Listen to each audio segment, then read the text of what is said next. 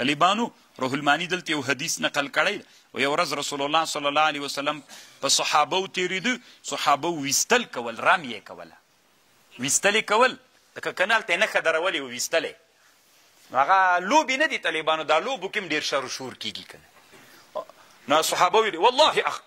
والله اصبتو قسم ده ومې ویستا بل ورته ویلې والله اخطأته نه دي د ویستلې شر و شوري والله اصبتو بل ویلې والله اخطأته نبی علیه السلام داسې پې تېرېده نبی علیه السلام ورته ویلې یو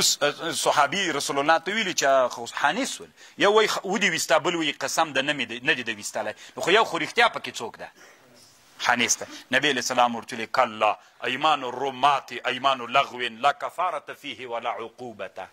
هغه خلک چې ویستل کوي نښې زده کوي د هغوی قسمونه طالبانو ټول یمین لغو دي نه کفاره سته پکې نه قسم سته پکې د څه په خاطر رسول الله دا خبره وکړه چې اسلامي امت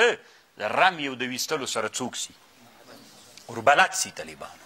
که نه چې وربلد سي نو طالبانو دا د دې ګټه وله که تاسې فکر وکړئ طالبانو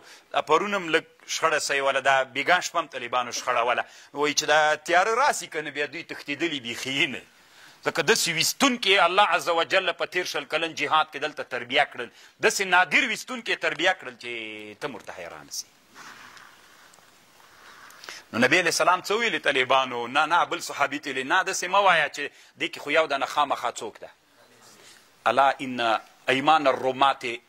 ایمان لغو لا عقوبة ولا کفارة فی یو هم نسته ده پکې نو نښې زده کوي طالبانو ویستل وکوي نه تنها دغه نښې چې داسې الله پاک داسې غټو غټو شیانو ته مور برابر کړي